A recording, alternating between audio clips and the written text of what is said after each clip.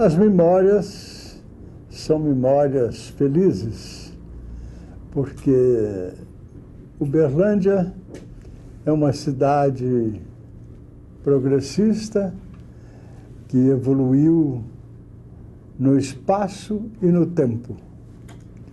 E a minha infância era uma infância dos parâmetros costumeiros daquela época.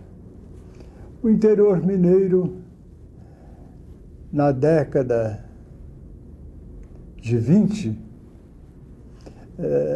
estava ainda incipiente, em formação, mas com grandes aspirações na cúpula da formação mineira, que é aquela cúpula tradicional. A minha eram as cidades Bossas Novas. Uberlândia estava surgindo e com ela a sua juventude. E em pleno Brasil Central, tão distante, era a famosa Marcha para o Oeste, que os sociólogos já se preocupavam tanto.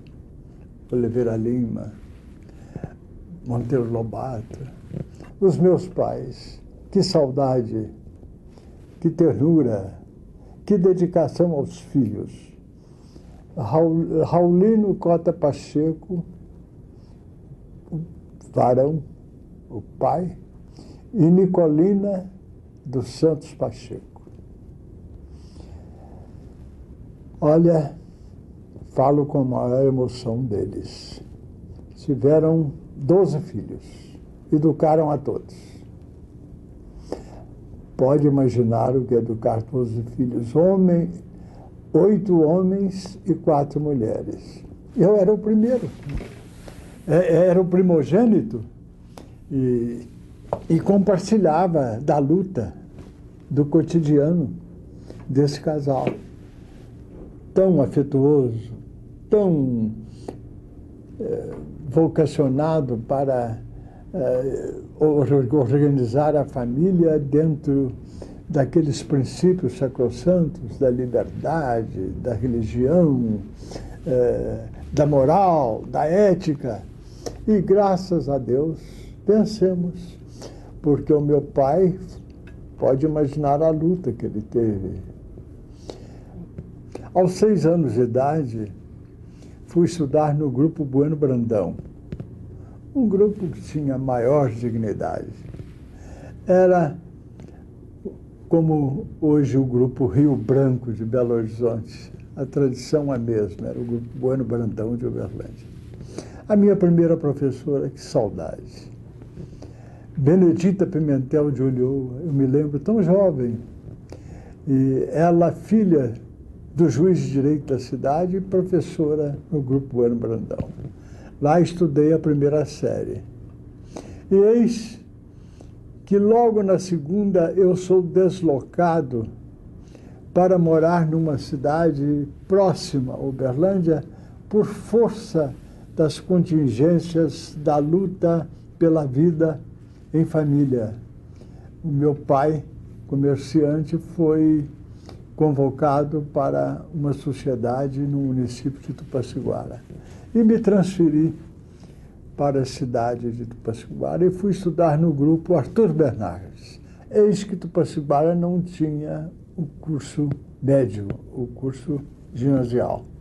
E meu pai, então, já com a prole muito numerosa, se transferiu novamente para Uberlândia, onde eu pude me ingressar no Liceu de Uberlândia para estudar a admissão. E prestei os exames de admissão ao ginásio em 31. O presidente da República da época, Getúlio Vargas, recém-possado lá na presidência da República, ainda na sua fase institucional de implantação do poder, não tinha feito ainda a Constituinte de 34, Getúlio nomeia Benedito Valadares para o governo de Minas. Mas o Antônio Carlos havia nomeado o reitor do nosso ginásio, chamado Mário Magalhães Porto, uma figura extraordinária, um intelectual, um homem de Caruaru, de Pernambuco. Tinha ido como promotor público para Uberlândia e de promotor ele renunciou à promotoria e foi ser o diretor do nosso ginásio. Criou um ambiente dos melhores, um ambiente intelectualizado, profundamente humano. Escrevia peças teatrais para os alunos representarem. E me lembro muito de uma, que era muito compatível com a época, porque era a Revolução de 30, era o grande acontecimento nacional, porque nós vínhamos dos 18 do Forte. Depois vínhamos da revolta de 22, a revolta de 24, a revolta de 28, e logo todo esse movimento se desagou na Revolução de 30. A nomeação do nosso interventor do mito refletiu esse estado de espírito, porque a bancada mineira mandou para o Getúlio, ele pediu uma lista com 7 nomes, os principais nomes, os mais tradicionais do elenco representativo da política de Minas. Era um Virgílio Melo Franco, né? Era um Carlos Luz, naquela época. Era um Antônio Carlos Ribeiro de Andrada, que era o próprio presidente da Câmara dos Deputados, né? E Pedro Aleixo, mas o Getúlio, sem que ninguém esperasse, pediu ao líder na Câmara, ao líder dele da Câmara, que tinha levado a lista, o líder da bancada mineira, que acrescentasse mais um nome. Esse nome era de um deputado que estava iniciando a sua vida pública em primeiro mandato. Era o doutor Benedito Valadares Ribeiro. Ficou desde logo definido o problema, porque se ele mandou acrescentar era para nomeá-lo. E foi nomeado Benedito. Quando terminei o meu curso ginasial, ele disse: Rondon, agora é uma grande opção. Você vai se separar da família, porque Uberlândia não tem curso superior. E você vai estudar. Agora, os estudantes de Uberlândia ou iam para São Paulo, que era a comunicação era muito mais fácil, tinha a estrada de ferro, a Mogiana, ou Rio de Janeiro. E Belo Horizonte estava, assim, uma capital ainda muito incipiente, em 37, e tinha vindo de Ouro Preto, e você, o meu conselho é para que você estude em Belo Horizonte. Era uma capital de 140 mil habitantes. Eu tive o maior impacto, porque Uberlândia, naquela época, tinha 30 mil habitantes. Aqui tinha 140 mil. Foi o maior impacto. E uma cidade lindíssima, porque era uma cidade vergel. A Avenida Afonso Pena era toda coberta de ficus, dos dois lados. E muito larga, muito ampla. E caí no âmago da universidade, porque era também uma exigência da época, os estudantes, para ingressarem no curso superior, tinham que fazer na própria universidade um curso anexo, que era o pré-medicina, o pré-jurídico, o pré-engenharia. Eram 2 anos de adaptação e de estudos. E a Escola de Direito de Belo Horizonte criou o pré-jurídico. Então, eu estava já integrado na vida universitária, indiretamente estudando no pré-jurídico. Mas tinha aqueles problemas de procurar um emprego, porque os meus pais tinham uma prole muito numerosa, eu tinha que ajudar. Eu, com o tempo, prestei um concurso para a Secretaria das Finanças e trabalhei como auxiliar de lançamento. foi outro trabalho notável. Trabalhava com um fiscal chamado Hélio da Mata Machado, irmão do nosso saudoso Edgar Godoy da Mata Machado, gente de uma família tradicional de Belo Horizonte e gente também do maior nível social de Belo Horizonte. Depois fui transferido, eles viram a minha vocação jurídica, a minha vocação talvez até política, participando de concursos de oratória, de júris simulados e tal, e me deram a oportunidade de trabalhar na Junta Comercial do Estado, que era uma verdadeira escola, porque é um departamento jurídico. E fui para a Junta, onde me dei muito bem, trabalhava muito identificado com seus chefes, e hoje eu tenho esse conforto que você vai me permitir contar. Quando fui governador, construímos o prédio da Junta Comercial, que existe até hoje, né? O ex-auxiliar de lançamento e praticante da Junta Comercial era o governador do Estado.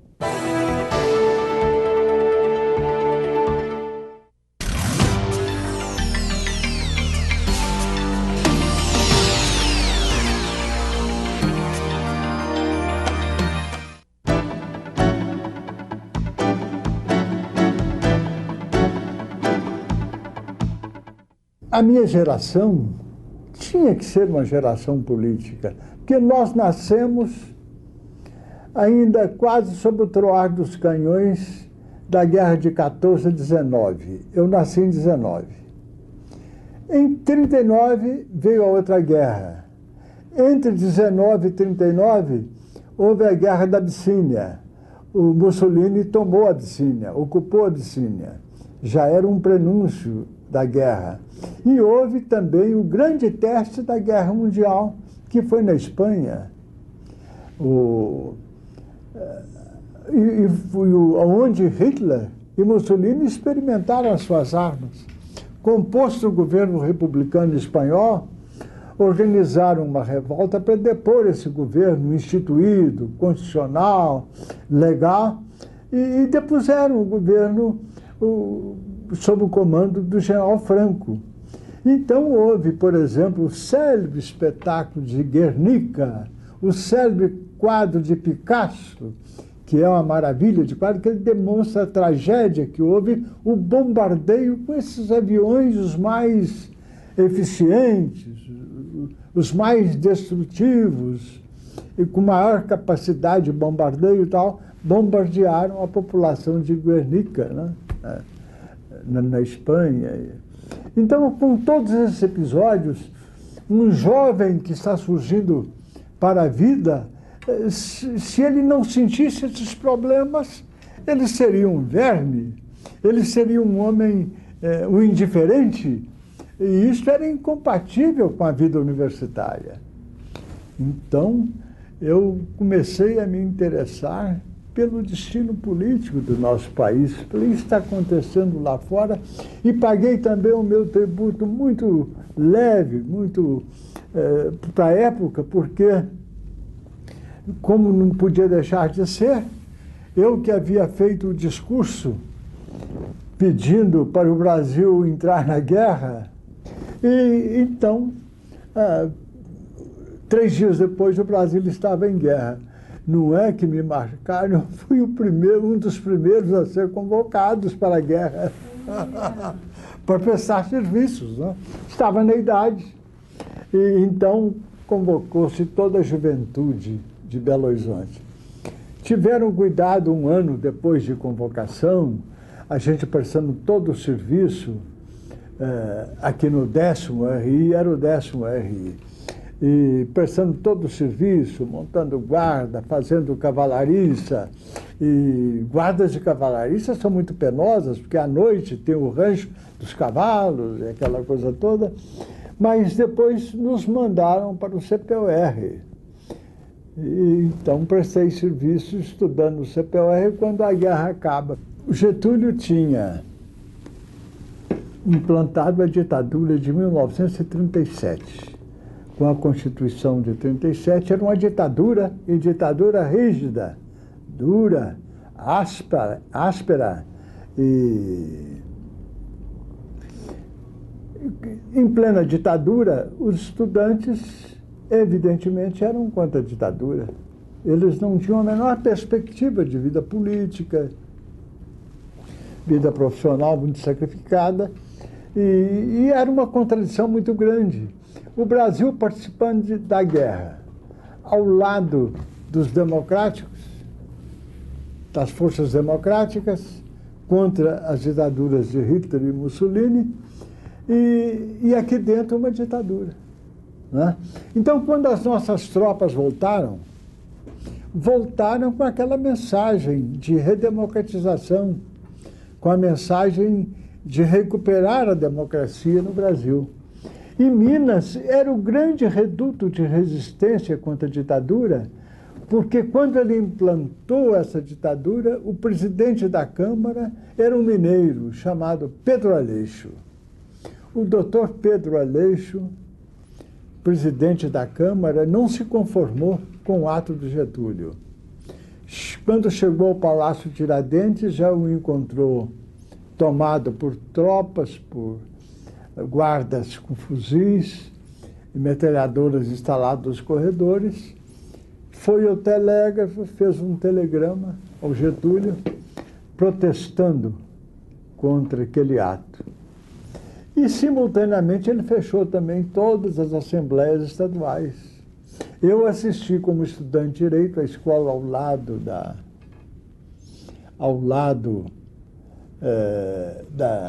da nossa escola, estava a assembleia, era ali naquela praça, mais ou menos aonde é hoje a Caixa Econômica Estadual. Vi aqueles grandes representantes do povo mineiro na época, a nata do povo mineiro, saindo. Vi um Milton Campos, que era deputado estadual. Vi um José Bonifácio de Andrada, que era um deputado estadual. Já que estou falando de Barbacena, vamos falar também na corrente do Bias, do saudoso Bias Fortes, o padre Sinfrônio saindo, porque estava sendo cassado naquela época, o seu direito de falar estava sendo impedido. Vi um Paulo Pinheiro Chagas, um grande orador de Oliveira, da família Pinheiro Chagas. Vi Tristão da Cunha, um liberal, um doutrinador, um homem profundamente cívico, avô do Aécio, do governador Aécio Neves, que nós tínhamos por ele a maior admiração, Tristão da Cunha. E do Rio vinha para cá, vi um Ovídio Andrade, vi um João Edmundo Caldeira Brante. São nomes que eu cito aqui nesta mesa, neste seu programa, com o maior respeito, como se os visse ainda até hoje perambulando pela Avenida Afonso Pena. Mas o nosso chefe, o nosso líder, que tinha sido presidente lá na Câmara dos Deputados, era um mineiro chamado Pedro Aleixo, nome consagrado. Consagrado em Minas pelo seu exercício profissional. Era o grande advogado, um escritório no edifício Mariana. E ele já vinha de um outro escritório famoso em Belo Horizonte, que era o escritório do presidente da nossa Assembleia, que foi uma das primeiras vítimas da ditadura do Getúlio. Esse presidente chamava-se Abílio Machado. Tinha um escritório em Belo Horizonte, que era um celeiro de vocações, porque lá trabalhavam Pedro Aleixo, Milton Campos, José Maria de Alquimim, Paulo Pinheiro Chagas. Então, era tudo muito expressivo, né? O que vinha a ser depois a liderança política de Belo Horizonte. E surgiu dessa gema idealista de homens públicos o chamado Manifesto dos Mineiros, que foi um documento marcante. E esse manifesto foi feito em 1943, em plena guerra. Em plena guerra. Foi feito e já dava sinais do que viria depois, não é? Era dos mineiros, porque só os mineiros assinaram. Mas quando trouxeram um manifesto para o Dr. Milton Campos fazer a sua redação final, fazer a sua revisão, ele leu o documento e fez um trocadilho notável. Preste atenção. Este documento, se não fizer onda, vai abrir muita vaga. E abriu. Foram todos demitidos. Todos os signatários foram demitidos. Se não fizer onda, vai abrir muita vaga. Milton foi demitido como consultor jurídico da Caixa Econômica Federal. Pedro Aleixo foi demitido como diretor do Banco Hipotecário, que não era um banco privado, mas o governo tinha que dar patente e exigiu a demissão dele. Não, e o presidente não quis demitir o Pedro, então fizeram a intervenção no banco. Era presidente o saudoso Estevão Pinto, uma grande figura, um patrimônio, um santo varão da cultura mineira, professor Estevão Pinto. E Pedro Aleixo foi sacrificado. Vilac Pinto, catedrático no Rio e catedrático em Minas Gerais, foi demitido. Carlos Horta Pereira, que foi desembargador da família tradicional de Minas, filho do Zé Pinto. Nós não podíamos assinar o manifesto, porque éramos estudantes e não podíamos também ser sacrificados, porque estávamos convocados, éramos militares convocados, não podíamos assinar o manifesto. Não é? Por isso não pudemos assinar, e nem eles aceitavam a nossa assinatura. Éramos neófitos, estudantes, eles queriam os advogados, os homens de projeção, como era natural.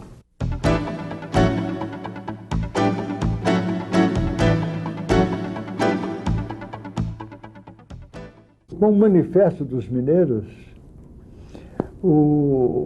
foi articulado no Rio uma entrevista de um dos candidatos sacrificados em 1937, quando da sucessão, quando veio o golpe, que era José Américo de Almeida. Sabe quem tomou essa entrevista? O famoso jornalista iniciante, profissional na época, chamado Carlos de Lacerda. O Lacerda foi mobilizado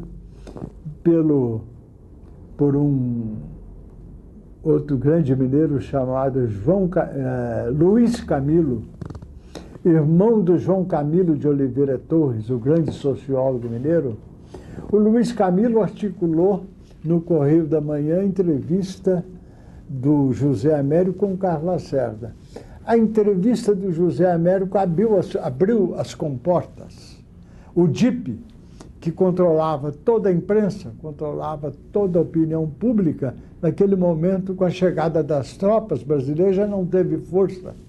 E as comportas se abriram e surgiu a UDN, presidida e articulada por Pedro Aleixo, e que tinha como seu companheiro, solidário, amigo, e eles eram inseparáveis, inclusive sócios de escritório, o grande mineiro Milton Soares Campos, que veio a ser governador do estado. Assim surgiu a UDN. E nós éramos os neófitos, os auxiliares. Eu, Oscar Correia, Simão da Cunha e tantos outros jovens aqui da época, estávamos naquela linha auxiliar, talvez até pregando cartazes em Belo Horizonte, para os grandes comícios do brigadeiro Eduardo Gomes, para os grandes eventos. Eu estava recém-formado e já tinha havido a Constituição, já tinha havido a Constituinte de 46, Já tinha havido a eleição da Constituinte. Na primeira leva foram os generais, né? Todos foram candidatos a deputado federal. E na segunda leva foram os membros da tropa, éramos nós, né? Os militantes partidários da UDN que estávamos começando. Todos nós fomos candidatos. Guilherme Machado, José Faria Tavares, Simão da Cunha, Carlos Horta, eu, o Elias Souza Carmo, Matheus Salomé, o nosso Oscar Correia, que era um combativo e frequentador de tribuna. E foi assim que surgiu a ala jovem da UDN. E eles nos puseram na chapa. Nós tínhamos que formar vocações políticas. E foi a grande experiência. O PSD, de um lado, o partido oficial, e a UDN do outro, na oposição. Mais dois partidos de projeção, né? O PTB, que tinha sido organizado pelo Getúlio, e o PR, que era um partido tradicional de um ex-presidente da República e de um mineiro, Arthur Bernardes, né? Então eram as siglas. E, por sinal, só o PTB não era majoritário aqui em Minas. Mas todos os outros, no plano federal, eram as representações majoritárias, saíam de Minas Gerais. A maior bancada do PSD na Constituinte era mineira, a maior bancada da UDN era mineira, e o PR com um grande poder político ainda, com representantes também lá na Câmara. Então, Minas estava muito bem situada no plano federal.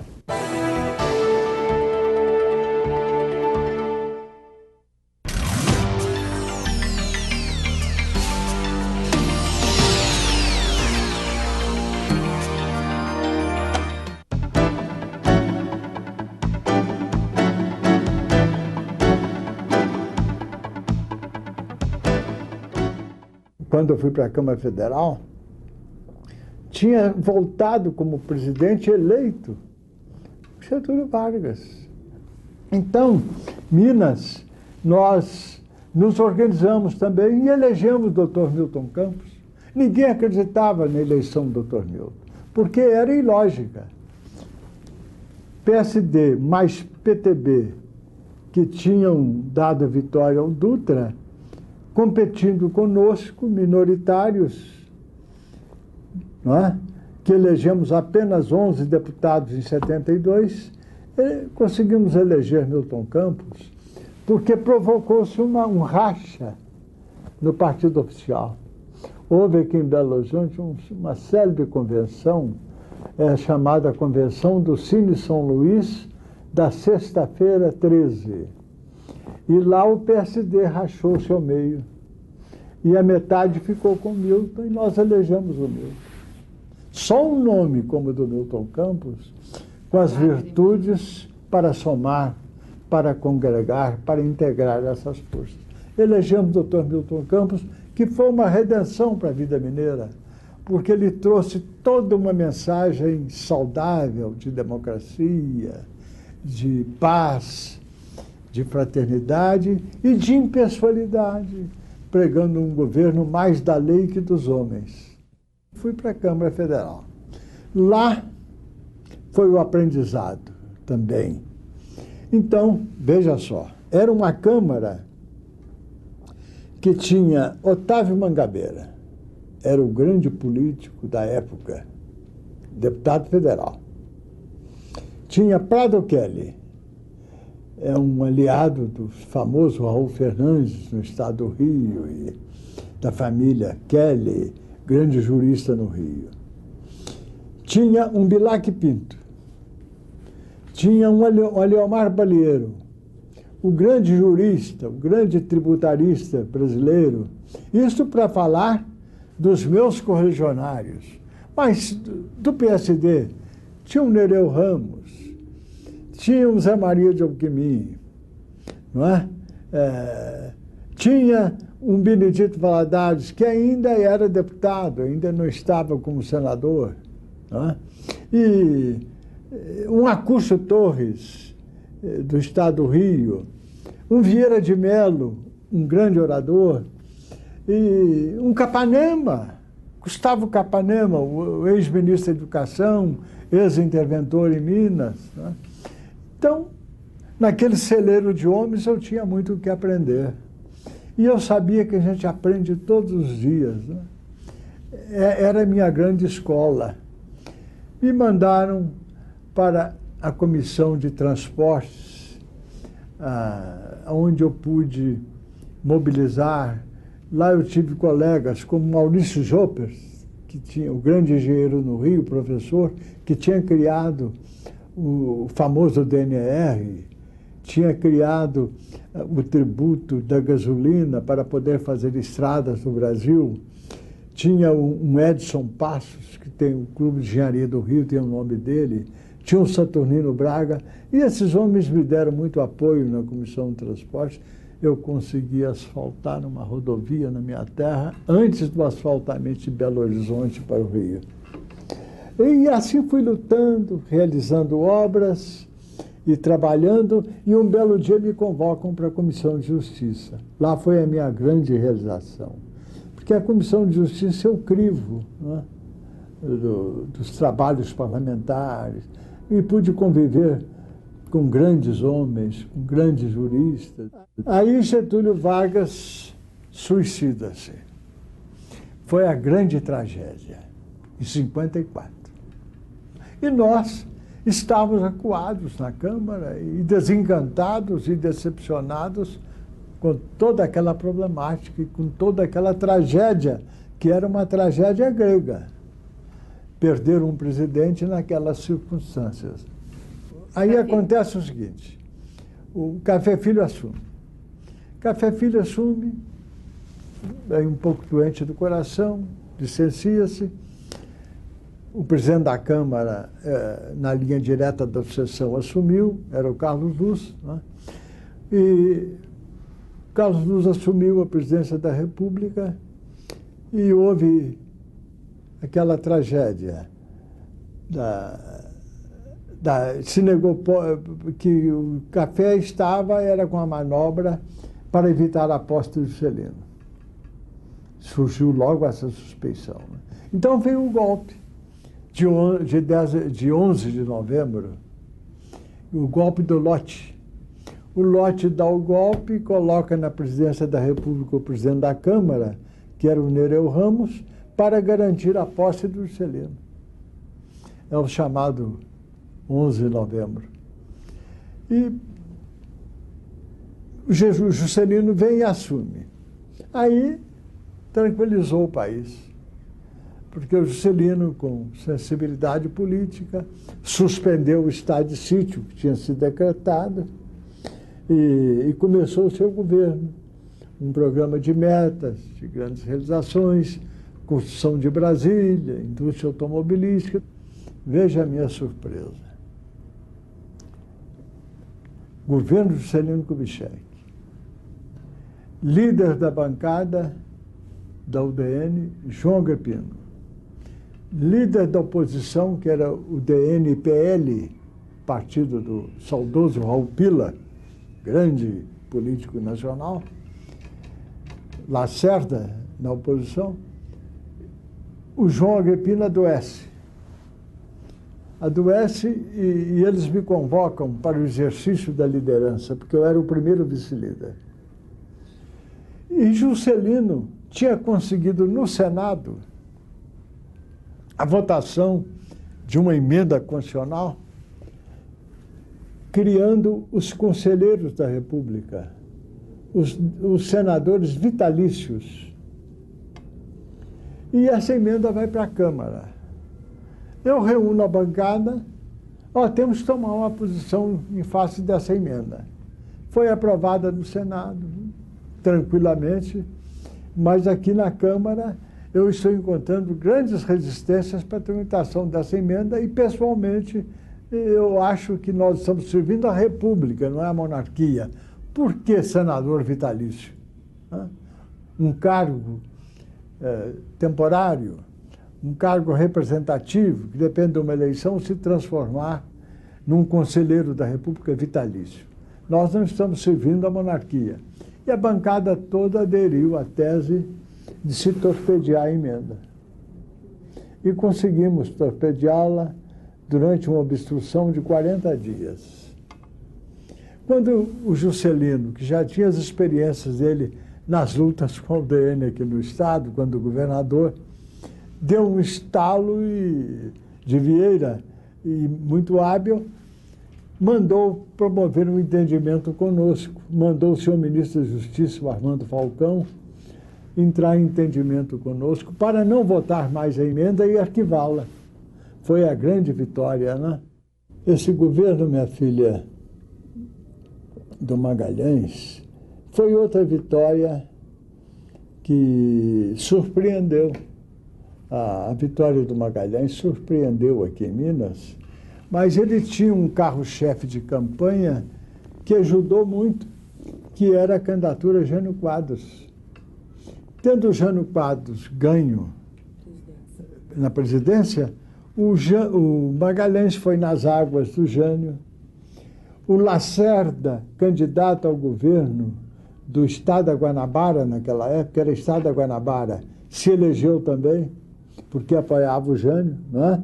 Então o Jânio foi, assim, o grande catalisador, o grande veículo que possibilitou a chegada do Magalhães e a chegada do Lacerda, compreendeu?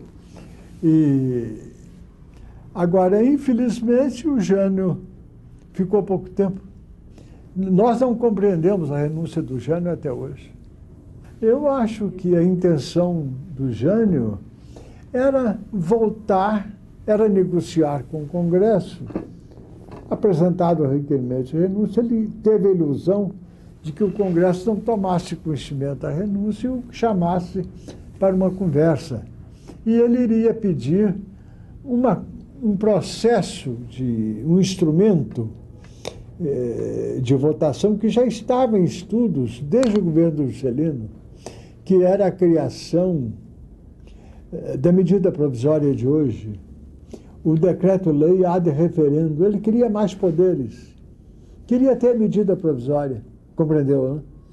E não conseguiu, porque todo mundo tinha receio do Jânio já naquela altura, achava que ele queria poderes amplos, mas queria também mais poder central, né? E o PSD, muito mobilizado, o Jânio foi inábil, porque mandou o senhor ministro da Justiça entregar o requerimento ao maior adversário dele, que era o senador Auro Moura Andrade, presidente do Senado, né? E o Auro achou aquilo uma maravilha. Eu sou o adversário em potencial dele aqui em São Paulo. Ele me entrega esse requerimento na bandeja, vai ser publicado imediatamente, que a renúncia unilateral é irretratável, como você sabe, e apresentada, publicada, conhecida no Congresso, basta ser conhecida oficialmente no Congresso, em sessão convocada regularmente. Paulo convocou o Congresso, deu conhecimento e consumou a renúncia do Jânio. O Jânio, que estava lá em Cumbica, dentro do avião, tinha levado a faixa presidencial. Há essa revelação. A faixa estava dentro do avião. O Afrânio, o piloto dele, conta isso aos anais da política, que a faixa tinha ido junto, e ele não voltou, né? De lá ele foi para a Europa. E então criou-se o parlamentarismo.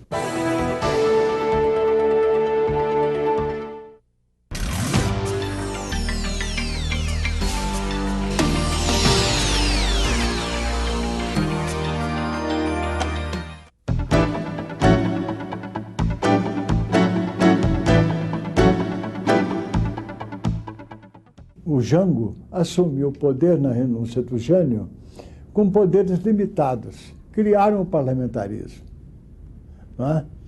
O primeiro-ministro do parlamentarismo foi um grande político mineiro, o Dr. Tancredo Neves. E o Jango ficou com poderes limitados. O Tancredo era muito amigo, muito solidário e tal, mas era o primeiro-ministro, né? A campanha do plebiscito era chamada a campanha do não. Não ao parlamentarismo. O senhor aprova o parlamentarismo? Não, não, não. Então, desencadeou-se uma campanha de televisão das mais poderosas. E o Brasil teve plena consciência do que vale essa máquina e a televisão. É uma força muito grande, minha filha, na opinião pública. E veio consagrada a mensagem de recusar o parlamentarismo e voltar ao presidencialismo. Tendo o Jango recuperado os seus poderes de presidente presidencialista, não mais parlamentarista, ele começou com a campanha sindical, com as campanhas conhecidas, não é, de reivindicações trabalhistas, o programa da reforma agrária, e que desagou naquele comício da Praça da Estação, no Rio de Janeiro. E aquele comício foi justamente a grande crise do governo Jango, porque antes ele tinha sido precedido de duas revoltas, né? A revolta dos sargentos e a revolta dos marinheiros. Então, o princípio da hierarquia militar estava realmente comprometido, sacrificado, e o catecismo, o ponto fundamental da autoridade, da carreira, é a disciplina, é a hierarquia. Com a violação do princípio da hierarquia, os militares se mobilizaram e depuseram o Jango. Houve a revolução. Era real? Digo revolução, porque isso surgiu em Minas, porque quando Minas viu a crise no plano federal, o Magalhães Pinto tomou a iniciativa, com as tropas federais mineiras, de fazer a Revolução de 64. Ela realmente partiu de Minas. Ela nasceu lá Ela nasceu nos bastidores militares, planejada, em operação de Estado-Maior. O presidente Castelo não queria derramamento de sangue, estava contemporizando as coisas, mas o Magalhães precipitou o processo, mobilizando a 4ª Região Militar, com o general Mourão, e aqui com o general Guedes, e partiram para o Rio. Mas quando chegaram ao Rio com as tropas, o ministério já estava ocupado pelo general Costa e Silva, né, que era o general mais antigo. O Congresso, nós não sabíamos se já tinha havido a ruptura total ou se nós ainda éramos deputados, porque o presidente da República não governava. E aquilo durou uns 10, 15 dias. Foi uma comissão de deputados ao ministro Costa e Silva, ao poder de fato, né? Talvez até de comum acordo com Basile, levando um esboço de um ato institucional. Mas o ato causou assim, muita indecisão, muita perplexidade, e eles não chegavam a um acordo. E aquilo já vinha durando 10 dias. O ministro Costa e Silva disse a eles: olha, nós sabemos como a revolução sai dos quartéis, como a tropa sai dos quartéis, mas não sabemos quando e como a tropa volta aos quartéis. Os senhores definam essa situação, porque não é possível o Brasil continuar assim. Eles não chegaram a um acordo, não houve um acordo possível. Então, o próprio ministro Costa e Silva deu a sentença, falou: olha, vamos tentar, vamos fazer mais uma tentativa. Os senhores não estão se entendendo na transferência do poder, do poder de fato para o poder de direito, eu vou chamar o meu oráculo. Eu vou chamar o professor Francisco Campos, que já era famoso porque tinha feito a Constituição de 37. Tinha sido elaborada pelo Francisco Campos. O meu oráculo é o Francisco Campos. Francisco Campos foi chamado, entrou no Ministério do Exército no Rio, no Palácio Duque de Caxias, tomou conhecimento da situação e disse: realmente, presidente, a situação não comporta indecisão, não comporta nem protelação. O país tem grandes compromissos no exterior, tem dívidas vencendo, tem decisões a serem tomadas, o Poder Judiciário está aí e nós estamos acéfalos, o país está acéfalo. Assentou-se a máquina de escrever e fez o famoso ato institucional, que veio a ser o ato número 1, institucionalizando a Revolução. A Revolução tem poderes constituintes. Ela veio para legitimar o Congresso. Ela veio para legitimar o poder que vai criar. Nós teremos que eleger um presidente da República. É do ato institucional.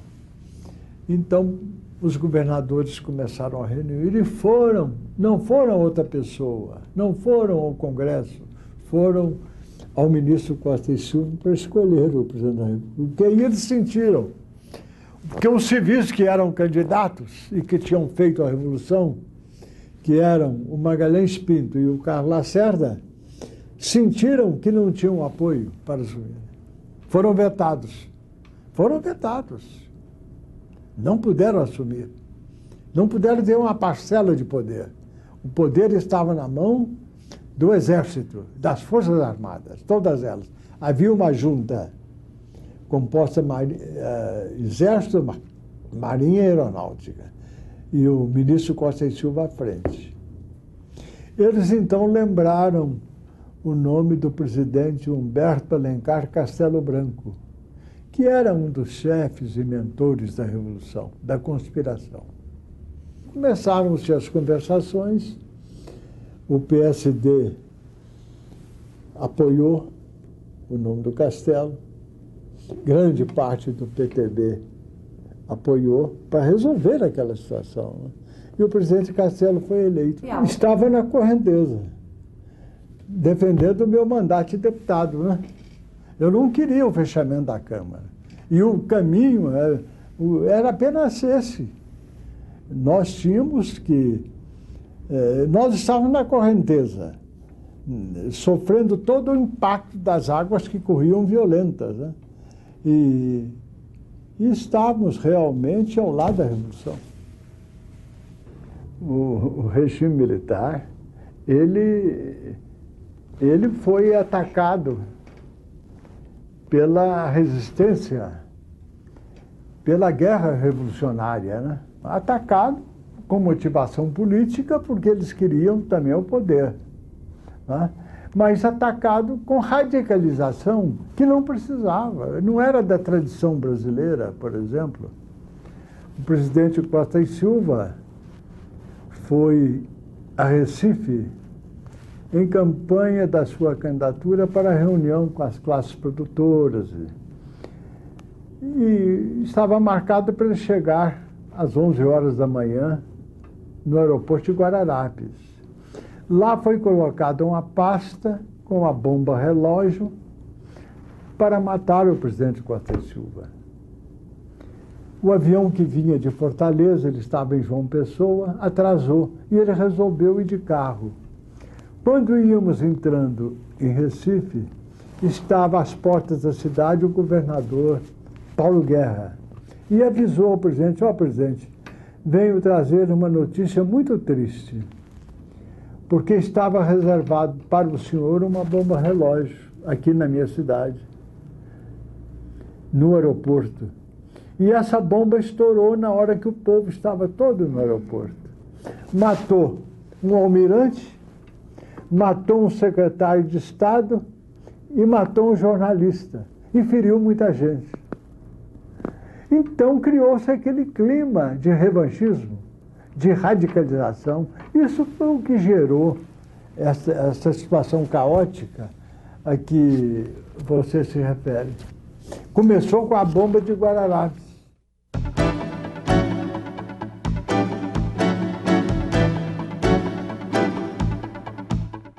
Todo político que se candidata à Assembleia Legislativa tem um longo período na Câmara Federal, a realização máxima que ele pode alcançar e mais gratificante é chegar ao governo de Minas. Porque Minas é aquela província que dizia o professor Gudin, é a única província que se equipara a uma província da Grécia Antiga. Minas é o centro de gravidade, é o pensamento da política nacional. Os acontecimentos políticos até então sempre passaram por Minas Gerais. E foi o berço da Revolução de 64. Né? Então, Minas tem a maior responsabilidade na vida política nacional. E quando eu fui lembrado para ser o governador de Minas, eu era o presidente nacional do partido e fui lembrado pelo presidente Médici. E quando surge a primeira siderúrgica do país, seria mais que natural que esta grande siderúrgica, com todos os componentes de produção do aço galvanizado, do aço silicioso, de tudo que havia de evoluído, viesse para Minas, porque Minas produziu minério. Nós tínhamos a Vale do Rio Doce, nós exportávamos o minério. Então, o que aconteceu? Foi mobilizado pelo ditador, pelo presidente da época, pelo Getúlio Vargas, a instalação dessa grande siderúrgica no estado do Rio de Janeiro. Era Volta Redonda. O Brasil tinha criado o Corredor da Vitória, dado o Corredor da Vitória aos americanos, para que as tropas americanas pudessem alcançar a África e a Europa. E a sede era no Rio Grande do Norte, era em Natal. Lá estava o Corredor da Vitória. O Roosevelt, presidente dos Estados Unidos, veio ao Brasil, encontrou-se com Getúlio lá e falou: olha, eu quero dar um ato de reconhecimento aos senhores. O que o senhor aspira para o seu país? Então Getúlio falou: eu aspiro à siderurgia. Nós precisamos ter o primeiro passo da industrialização. Então o Roosevelt prometeu financiar e dar a tecnologia de Volta Redonda. Criou-se Volta Redonda. Mas os mineiros ficaram com essa frustração. Surge a segunda siderúrgica.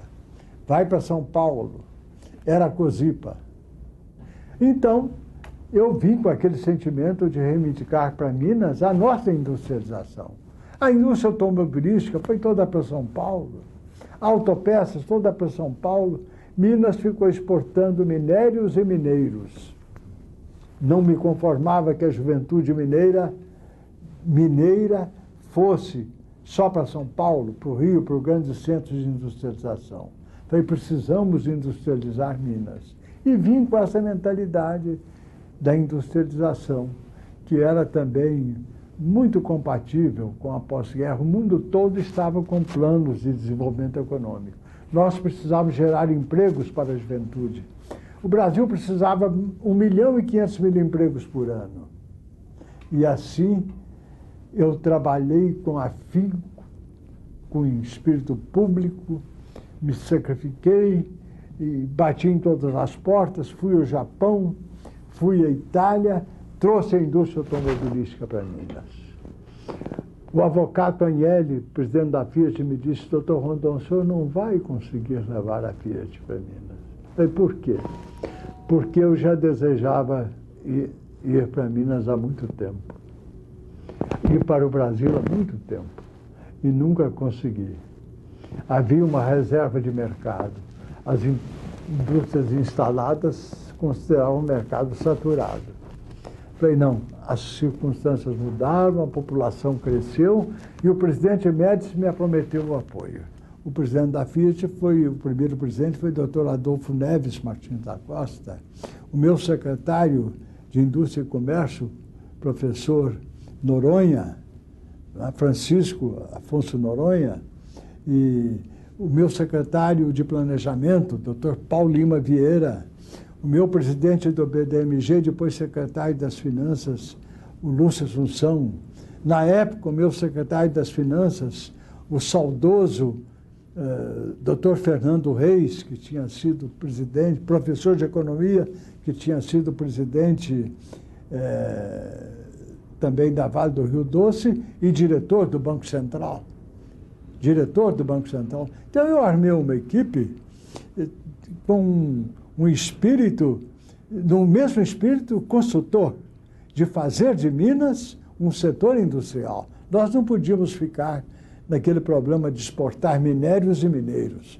Nós tínhamos, e só de uma incipiente economia agrária, nós precisávamos realmente implantar a indústria de ponta em Minas, trazer tecnologia. É o que foi feito com a Fiat, com a Cenibra, com as refinações de Milho Brasil, com a Arafértil, e com a General Motors. Então, trouxemos a nata da indústria internacional para Minas. Minas é a representatividade, a maior sensibilidade política, é realmente o centro de gravidade político do país. Espero que Minas continue influindo